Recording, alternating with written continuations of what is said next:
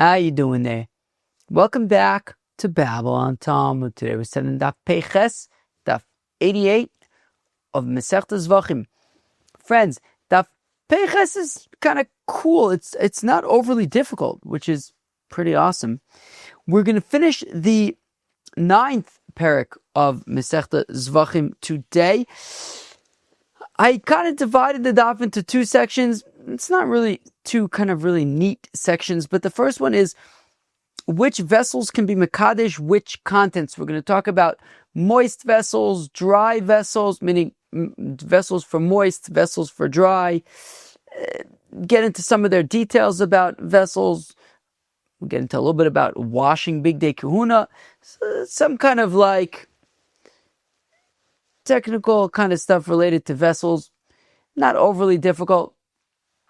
And then on Peiches Amud Beis, we have interesting discussions, in my opinion, about the priestly garments, with also a little bit of a brief tie-in to this week's Parsha. So I think that today, and then we finish the 9th parak of Masechta Zevachim, which is unbelievable.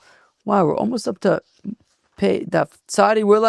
We're getting towards the end of Masechta Zevachim, which is mind-blowing. Masechta Zevachim, I feel like it's been like nothing we've seen before in terms of the unrelenting intensity. So anyways, well, in terms of unrelenting intensity, today it seems to have relented just a bit, which is very, very nice. Friends, let's jump into Daf Peiches of Masechta Zevachim. Friends, we're going to begin on Daf Peiches Amud Aleph at the Mishnah, about 5-6 lines, 2, 4, 6, 7 lines, 2, 4, I believe that would be 7 lines into Daf Peiches Amud Aleph at the Mishnah. Klei halach mikadchen es halach umidos yavish mikadchos es yavish. The Gemara is going to get a little bit more into the details, so I'm not going to dwell too much on the details. But let's say that vessels meant for moist are meqadesh, make holy moist things that are put in them, and vessels that are made, or measures that are made for dry, are meqadesh, dry things that are put in them. So there are different, let's just leave it at that for now. Ein klei halach meqadesh es hayavish, v'lo yavish meqadesh es halach. It does not work vice versa. If you have a vessel that's meant for moist, it will not be meqadesh dry stuff like flour, for example, and vessels that are meant for dry stuff will not be meqadesh moist stuff like, for example, blood, wine, oil. Klei hakodesh shenikvu. If you have a holy vessel that got punctured, im osin boen mein malachton shoyu osin ven shleimim. If you can still do the same stuff that you were able to do prior to it being damaged, so meqadesh, so then the vessel could be meqadesh just like it was before. So if it got some kind of non-consequential damage, or some kind of non-consequential hole in it, but it doesn't affect its ability to be used properly, so then that's fine, and it will be meqadesh that which is put in it. The imlav, but if the hole negatively impacts its ability to receive contents or whatever, so then ein mekadchen, it will not be mekadesh the contents. It will not make holy the contents. V'chulin in mekadchen el bakodesh, and these vessels are mekadesh in the azar. Okay, now we're going to get more. I kind of like did not get too much and dwell too much on the details in the Mishnah because the Gemara is going to get more into the details. So here we go in the Gemara. Amar Shmuel says, Shmuel, lo shanu ela midos. Okay. Aval mizukos mikachin. Okay, so says Shmuel that, so our Mishnah had said that moist vessels are for moist, dry vessels are for dry. That's really only true when it comes to measures, okay? So there are certain moist measures in the Beis HaMikdash. For example, a hin, right? If you think back to the Psukim in the Chumash, Kriyas HaTorah and Shabbos, right? Chatzi ahin lapor, v'shlishis ahin la'ayil, or revi'is ahin la'keves yoyin. So a hin is a liquid measure. And then you have something like asir sa'efa solas lemincha, a korban mincha. a flour offering will be an isaron, which is a dry measure. So you have different measures for moist and different measures for dry. Different measures that would be for things like blood, right? Kabbalah Saddam, right? Blood, wine, oil, and other measures that would be for like flour. So when the Mishnah says that you can't mix, that moist vessels are for moist, and if you put dry in a moist vessel, it is not meqadesh, that's talking about measures, right? Measuring cups that are meant for liquid versus measuring cups that are meant for dry. However, if we're talking about just like a mizrach, for example, like a receptacle that you receive blood in and then throw it on the mizbeach, so that's kind of more of a generic vessel, and even if it's generally for moist, if you put dry into it, it would be just fine. It would be meqadesh the dry as well. So again, Sister Amar Shmuel says, Shmuel, lo shanu ela midos. When the Mishnah talks about vessels for moist, for liquid only being meqadesh liquids, and vessels for dry only being meqadesh dry, that's talking about their respective measurements. Liquid measuring cups for liquid and measuring cups for dry will only be meqadesh its own, right? Its own type. Hava mizrakos, but if we're talking about these sort of more generic vessels that aren't for measuring but are more for activitying, like mizrak. I don't know how to define a mizrak. Mizrak is like it's like a vessel with a handle that has a receptacle, and you can use it to throw blood in the mizbeach. So mekadjen, so that would be mekadesh, even dry stuff. Shenemar, as the pasuk says, by the nisim, is a shnei meleim soles. I'm going to read you the pasuk. The pasuk says, right, this is from the korbanos hanisim. The korbanu kares kesef achas shloshim u'mea mishkala mizrak echad kesef shivim shekel b'shekel hakodesh. So there would be this bowl that was shloshim u'mea mishkala, that weighed 130. And there would be a mizrak that was silver, and it was 70 shekels. Shnei meleim soles, and it says that both of these vessels, the bowl, the mizrak, were filled with flour. So even though you have this mizrak, which would normally be for like blood, let's say, a liquid, however, it says in the pasuk was filled with flour. So you can see that a mizrak can even be used for dry contents for flour. Says to Ravina, wait a second, one second. That was a little bit misleading how we chose what to include, what to quote from the pasuk, and what to conveniently ignore from the pasuk. If we would just keep reading the pasuk, it would say, Shnei meleim soles bilula bashemen. It doesn't just say that the vessels were filled with flour mixed together with oil. Oil is a liquid, making the contents not just simple, it's misleading, it's taken out of context. To just say, oh, it was filled with flour. It wasn't just filled with flour, it was filled with flour and oil. And oil is a liquid. So Ravina answers, yes, but lo nitzuch ela liyavish shaba. But still, even if you have flour that was mixed together with oil, there are going to be dry patches. There are going to be some dry spots that the oil didn't get to, and even those spots that are dry, the vessel would still be mekadesh. Alternatively, mincha legabe dam ki yavish dami. Alternatively, eina chinami. You know what? There is some oil in the flour, but relative to blood, blood is entirely liquid. There's nothing dry about it. A flour offering that has some oil mixed into it, relative to blood, that's a pretty dry offering. And even, yes, there might be some oil in it, but if we're talking about liquids versus, liquid contents versus dry contents, the mincha, the flour offering, is going to be the dry option. And we're saying that flour offering was put in the mizrak, in this vessel that would normally be used for liquid contents. And we're saying that the mincha, the flour offering in these vessels, would be kadosh. Shmuel says, Shmuel, klei shares ein mekadjen ela shleimin. that klei sharis, the service vessels in the Beis Hamikdash, would only be meqadesh their contents if the klei sharis itself was intact, not broken in any way. Ein mekadjin ela malayin. Also, they are only going to be mekadesh if there is a complete measure in them. So, for example, if you have a vessel that's being mekadesh a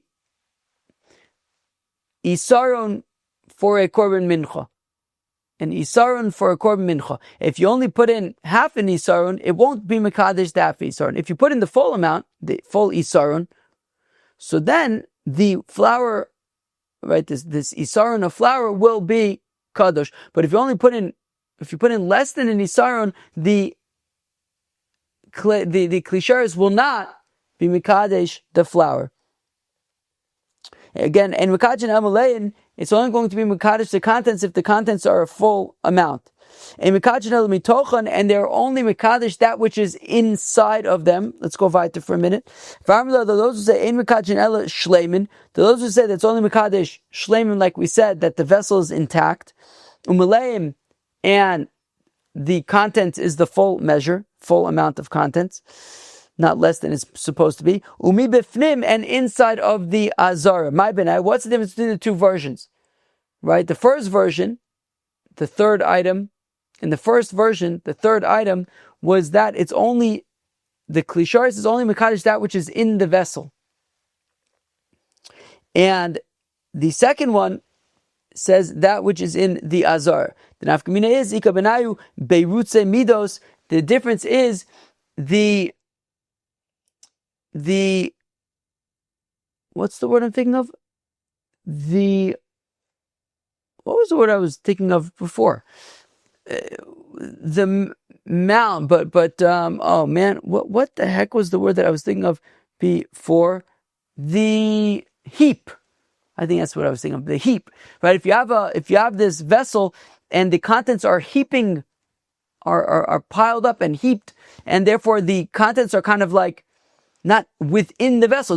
Parts of the contents are within the vessel, but it's heaped so that part of it is above the rim of the vessel. It's so according to the first version, which said mekadjin ela mitochan, are only mekadesh what's inside of it. So only the contents within the vessel would be kadosh, but the heap that's above the lip of the vessel would not be kadosh. According to the second version, which doesn't talk about a requirement to be inside the vessel, but rather inside of the azara, even the heap would become kadosh as well. From Masnisa Tana, we learn in a brisa, ein mekadjin ela shleimim. Okay, it's only mekadesh if the vessel is intact, umalein, in a full measure, umitochan, and what's in the vessel, not the heap, ubifnim, and it must be in the azar. So in this brisa, we list all four items. Reb Asi, Reb Yochanan, loshanu ela she'ein daito los. If when we say that if there is less than a full measure inside of the klisharis, when there is less than a full measure, then that measure will not be kadosh.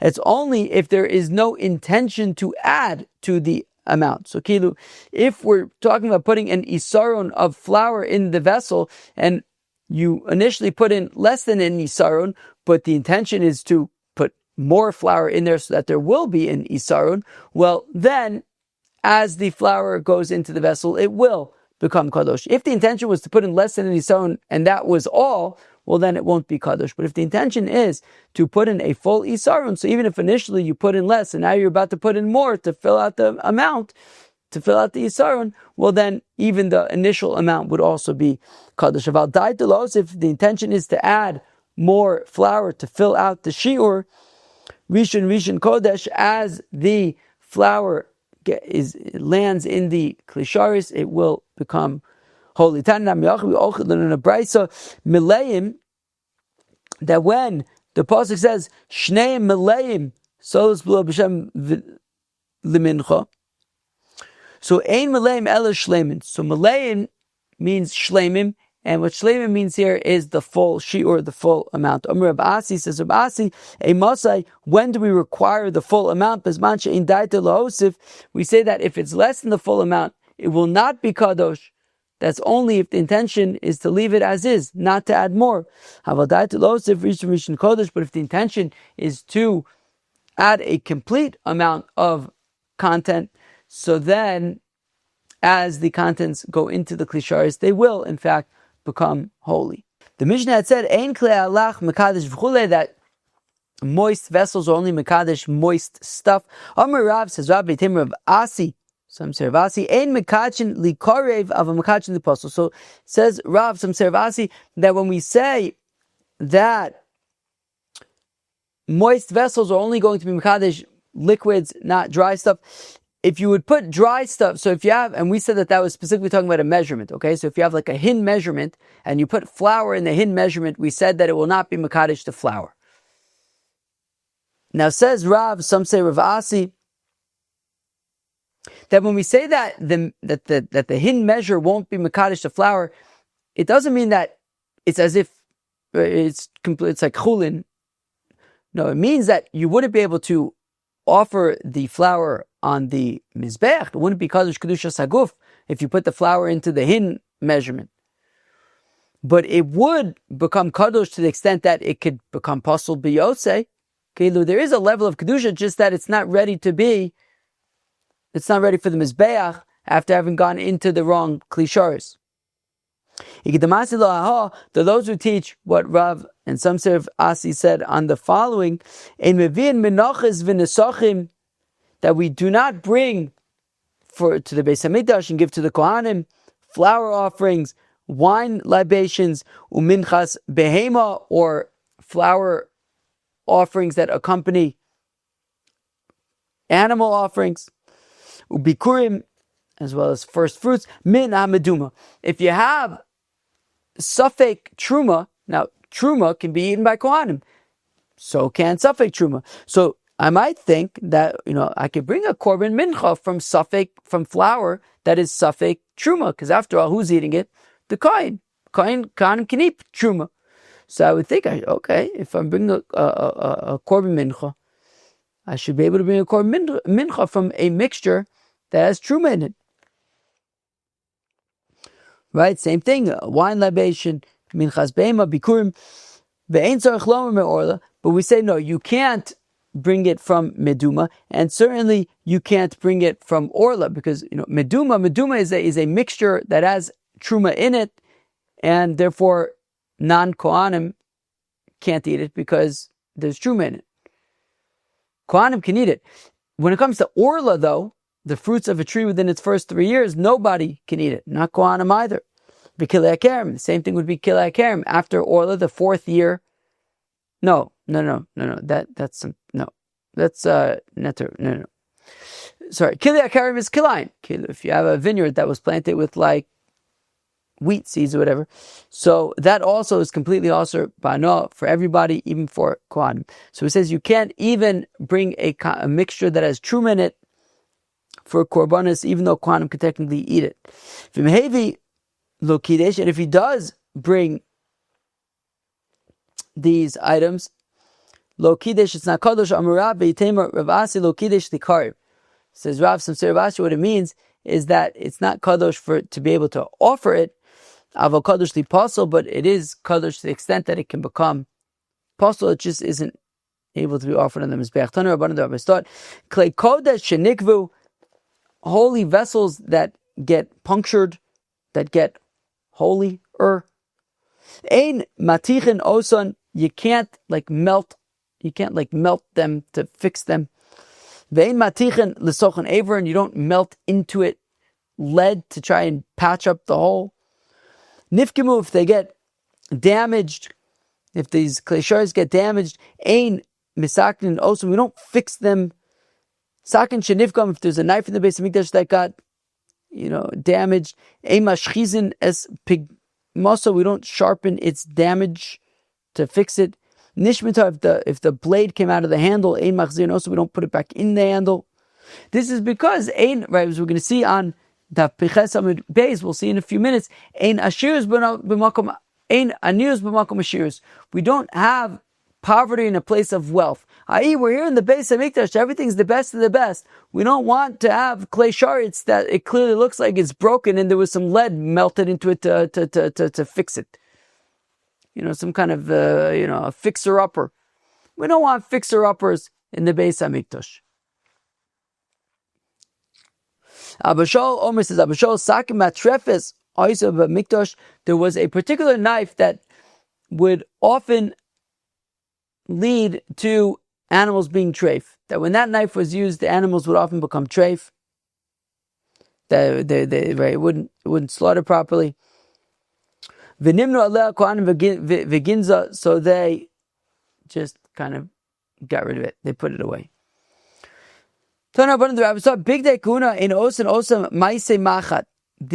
priestly garments are not sewn together. I think the point is that like to take pieces of fabric and then to sew together those pieces of fabric. We don't construct bigdei kuna, the garments of the priests, that way. Ela maise oreg, they are woven. I think the point is like woven in one piece, meaning don't weave together different parts and then sew them together. Rather, weave it all in a single piece. Shenemar, as the Pasuk says, maise oreg, woven. Nizgalu. Now, what happens if the bigdei keuna, the clothing worn by the Kohanim, get dirty? What do you do if they get dirty? Ein michab sinosan, we don't launder them, we don't wash them. Lo b'nesev lo ba'ol, not with any kinds of detergents. Habamai michabsin, what? We don't clean with detergent, but we can wash them with just plain water. Plain water is not going to do a very good job. If already you could be washing priestly garments, you may as well use detergent. This is what it's saying. Hugu lamoyim michabsin osum b'nesev all. If the priestly garments got slightly dirty enough that technically you can clean it with just water, okay, so in that case, don't clean it with just water because that wouldn't do a great job. Use different types of detergents. But if they got so dirty that you need to use detergents in order to hope to get them out, well then then there's no washing it off. If it got so dirty that you need detergents in order to clean it, then don't wash those bigdei keuna. I guess get different ones. Those who say in mechabsin call ikr, those who say that we don't do laundry whatsoever. I don't care how benign of a stain it is on the bigdei keuna. I guess the point is just get new ones, but don't wash existing ones, because ein aniyus b'makom ashiros, there's no poverty in a place of wealth, and we want that. Oh, your clothing got dirty. Here's a new pair, instead of like cleaning it and instead just get brand new stuff. Always have brand new clothing in the Beis Hamikdash. And now we get up to the next section of today's daf, which discusses the priestly garments. I think it's pretty interesting. Tanu Rabbanan, the rabbis taught me'il. The me'il. What's the me'il? So I have a little slide over here. So the me'il is this garment made of tcheles, like blue wool, that was worn by the Kohen Gadol. It was not worn by regular, ordinary Kohanim, just by the Kohen Gadol.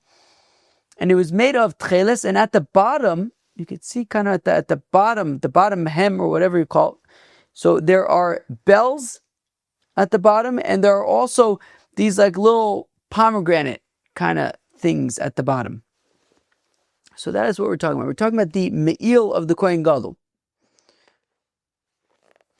So talking about the me'il of the Kohen Gadol, kulo shel tcheles, it was entirely made of tcheles thread.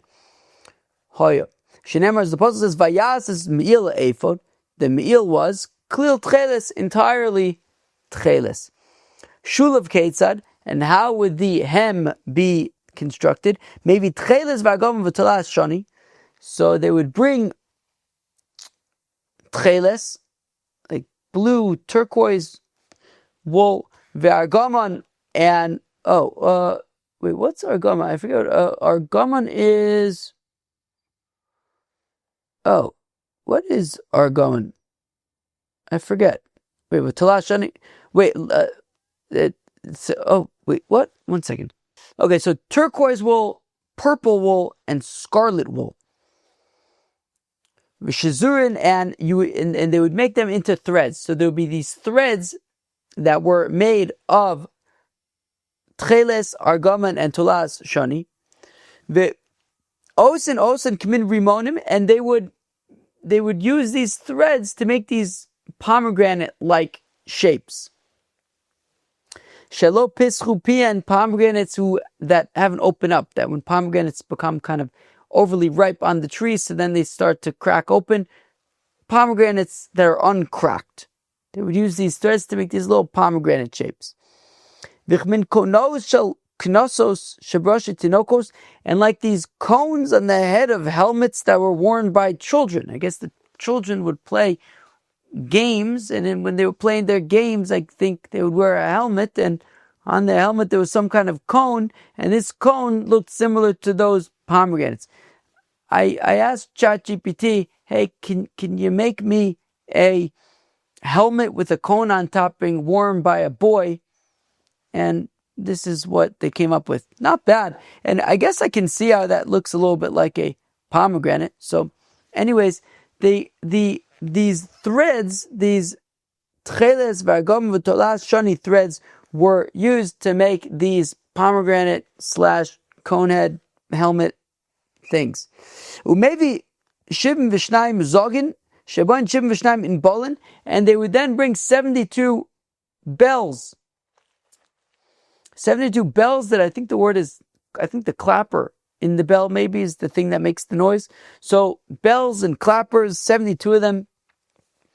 V'tol leboyen shloshim v'shishim men mitzad zeh v'shloshim v'shishim mitzad zeh, and 36 of them would be on one side and 36 would be on the other, right? If we look again at the me'il, so you can see the me'il was kind of like almost like a tzitzis kind of thing, right? It's like part of it would be in front and the other part would be behind him. So at the bottom of the front part, there would be 36 of these bells, and the bottom of the back section also, there would be another 36 bells.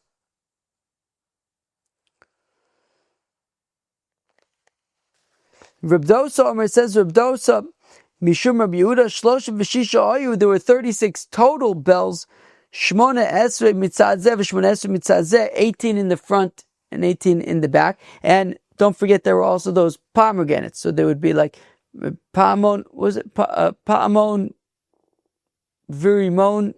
Yeah, Pa'amon Virimon, Pa'amon Viribon. A bell and a pomegranate, a bell and a pomegranate.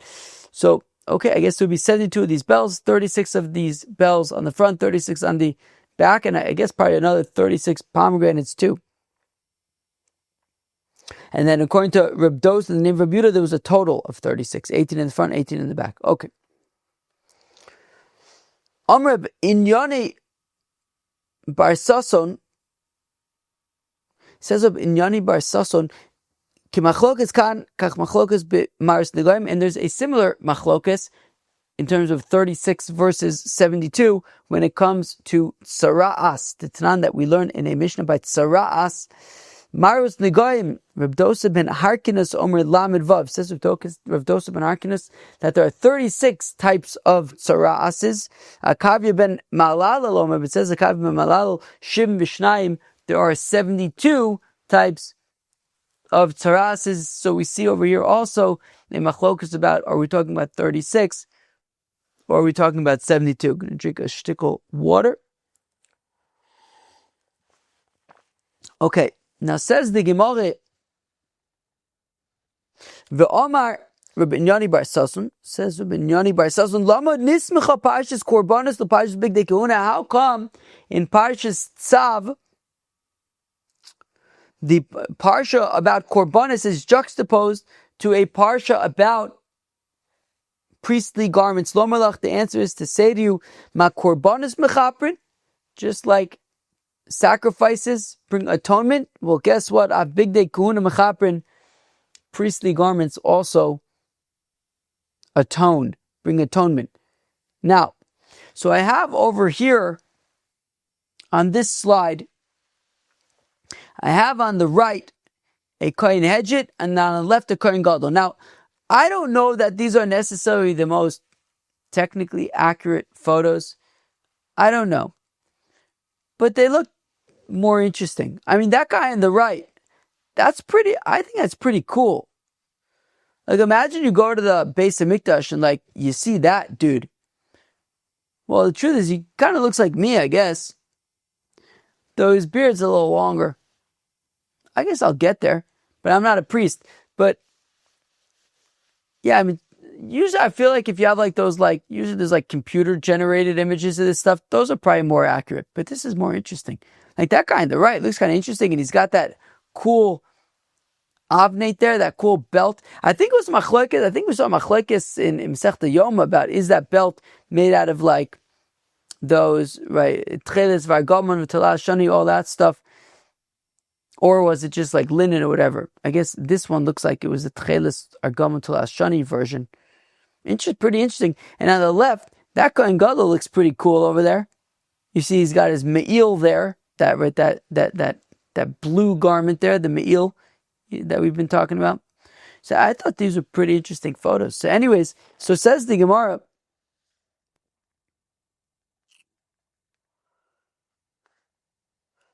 Kisones. So the Kisones, if you look, so how do the priestly garments work? The priestly garments work is that the Kohen Hedjit, the regular priest, the regular Kohen, had 4 garments: the mitznefes, the hat, the Kisones, the belt that he's wearing, and the michnasayim, which would be under the clothing.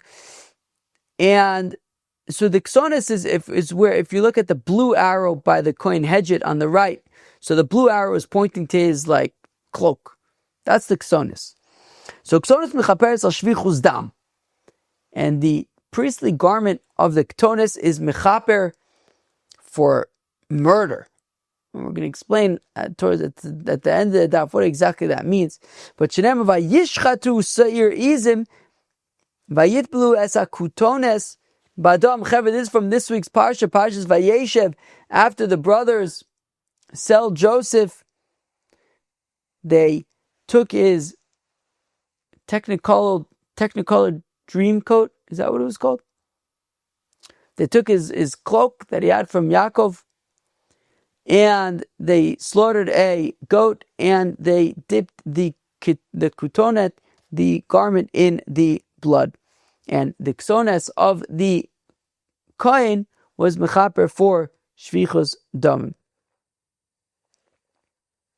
Michnasayim, the michnasayim which are not in either of the photos because they are an undergarment, they'd be worn under the clothes.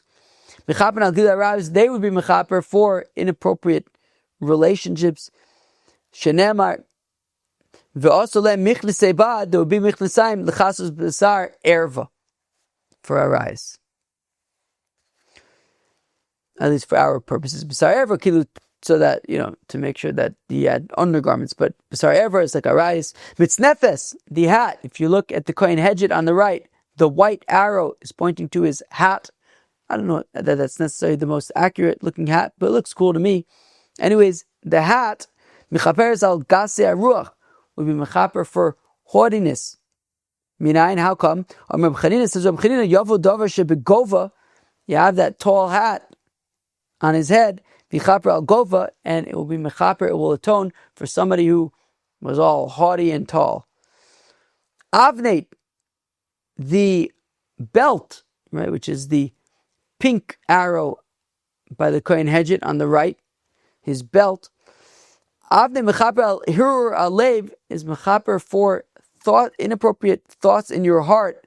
Heicha de'isei, that is where the belt was. So the belt on this Kohen Hedjit example isn't exactly by the heart, but apparently the belt was actually supposed to be, I guess it's more similar to, like, if you look at the Kohen Gadol, actually, his belt is maybe a little bit further up, but apparently it's supposed to be by the elbows, apparently, right below the heart. Okay, so therefore the belt is mechaper for inappropriate thoughts of the heart. Choshen, now moving on to the garments of the priest, of the high priest, of the Kohen Gadol. that is the white arrow by the Kohen Gadol, is pointing to his choshen, his breastplate, with all the different stones on it. Mechaper al adinin is mechaper for any judgments that need atoning for. Shenemar v'asisa choshen mishpat, the choshen of the judgments. Ephod is his apron. That's what the blue arrow is pointing to by the Kohen Gadol, that multicolored apron. Mechaper al avodas kochavim, that is mechaper for avodah zarah. Shneimar Zebazon says ein ephod v'trofim, that when there is no ephod, it's like a drasha from a pasuk, that if there's no ephod, if you don't have the Kohen Gadol and the ephod, so then there's trofim, so then there's concern for avodah zarah. But when there's the ephod, it's mechaper for avodah zarah. Me'il, and the me'il that we were talking about, right? That is the pink arrow by the Kohen Gadol. The me'il, that blue garment that we were discussing earlier with the bells at the bottom. Mechaper lashon hara, that atones for lashon hara. Minai now come Amr Chanina says Yavo Dover Shebekol, that the me'il with its bells at the bottom that ring as the Kohen Gadol walks. So this garment that makes noise, vichaper kol hara, and it will be mechaper for somebody who made bad noise by talking lashon hara. Vitzitz, and finally, the gold arrow at the top of the image of the Kohen Gadol, pointing to the golden tzitz on the forehead of the Kohen Gadol. Mechaper al azus metzach is mechaper for brazenness. B'tzitz ksiv v'aya al meitzach aharon, it says by the tzitz, it will be on the Kohen Gadol's forehead. Uvaz's ponim ksiv, and by brazenness it's written umeitzach isha zona hoyalach, and the brazenness, the forehead brazenness of a harlot you had. Okay, very interesting. So we saw how all the different garments of a priest are mechaper for all sorts of different things. Perfecting Gemara, Ini, is this really so that the priestly garments were mechaper for all of these things? Particularly, we're going to focus on the fact that we said that the kisones, that the robe is mechaper for shvichus damim, and that the me'il is mechaper for lashon hara. Rabbi Yehoshua Levi says, Shnei dvarim lo matzinu lehem kapar b'korbanos, that there are two things that we do not have atonement with korbanos, matzinu lehem kapar b'makom acher, but their atonement comes out from elsewhere. Ve'elu ein, and these are those two items: shvichus damim, murder, v'lashon hara. Shvichus damim me'egla arufa, and it says, where's the atonement for murder? Not from the ksonis of the kohen, but rather from the egla arufa. V'lashon hara miktaris. And where is the atonement for lashon hara? Not from the me'il of the Kohen Gadol, but rather from the kitaris that the Kohen Gadol would offer every day. The Tani, Rab Chananya taught minayin the kitaris shemichaperes. How do we know that the kitaris is mechaper? Shneimar, the apostle says, "Vayiten es haktaris vaychaper al-am." It says by Aharon, after the whole episode with Korach, it says that Aharon brought kitaris, incense, and it was mechaper for the people, for the nation. V'tani dever b'shmal, stop at b'shmal. Alma kitaris mechaperes. What is kitaris mechaper for? Lashon hara. For lashon hara, yavo darvish b'achshai, something in secret, that when the Kohen Gadol every morning would go to burn the incense inside the heichal, nobody else would be in there. It would be just the Kohen Gadol. They would go in there quietly. Nobody else was around. And that quiet offering of the incense in the morning, well, machziso ba'boker, machziso ba'erev, half in the morning, half at night, v'yechaper al ma'aseh chashai, and it will be mechaper for that which happens in secret, to speak lashon hara about somebody else, speak secrets in secret about somebody else. So kasha lashon hara, a lashon hara, kasha shvichus dam, a shvichus dam. So we have a problem here. Because on the one hand, we're saying that shvichus damim we said shvichus damim is from the ksonis, but we see that here, Rabbi Shua Levi is saying shvichus damim is from the egla arufa. We said that lashon hara is from the me'il.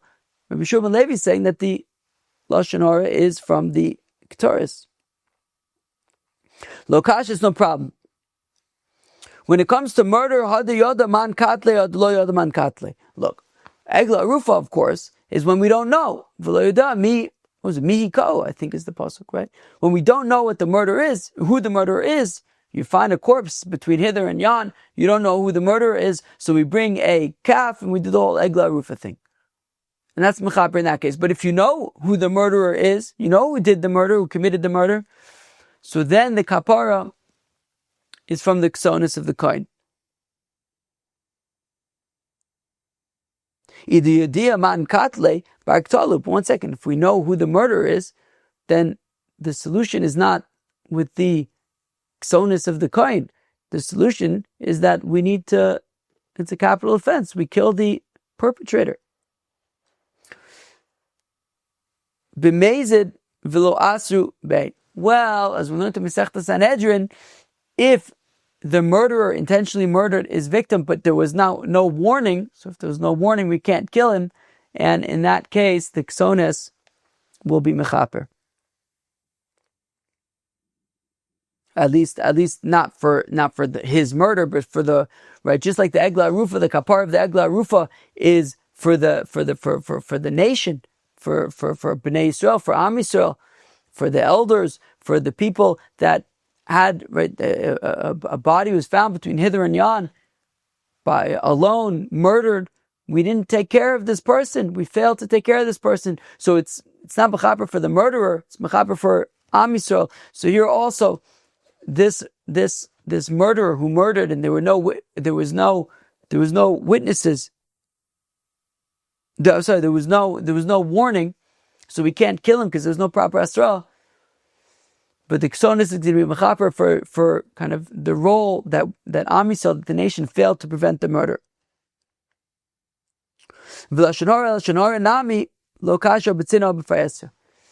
also lashon hara, right? Depends how the lashon hara was spoken. If the lashon hara is spoken in quiet and private, well then the ketoris, which was offered quietly, would be mechaper for that. Lashon hara that was spoken in public, well then the me'il with its bells that would make noise. So then, right, publicly, so then the me'il would be mechaber for lashon hara that was more publicly spoken.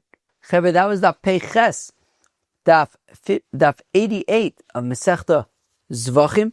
Oh, right, Hadjan Olach Amizbeach meqadesh. We'll come back to Perik Amizbeach meqadesh. That was Daf 88 of Masechta Zevachim. On Daf 88, the first part talked about like klei shares, which vessels could be meqadesh, which contents. We had said that liquid measures are specifically for liquid contents and dry measures are specifically for dry measures. And we said even so though, if you put, let's say, flour in a liquid measure, even though you won't be able to put it on the mizbeach, that won't be meqadesh kedusha saguf to be able to go on the mizbeach, but it still would make it kadosh to the extent that it could become, puzzle and just not ready for the mizbeach. But now we talked about, however, other vessels like mizrakos and stuff can be meqadesh, even dry measures. We talked about how the klei shares need to be intact and you have to fill it up with the proper amount of contents and other details related to klei shares. We talked about the concept of ein anios b'makom ashirus, that there's no poorness there's no poverty in a place of wealth, and therefore we wouldn't, fix up broken vessels and, make them look like they're like kind of like fixer-uppers. We don't want any of that stuff. Then we discussed the priestly garments. We discussed the me'il and how it was made out of tcheles and had these bells and pomegranates and helmet with horn type thing, cone type things on them.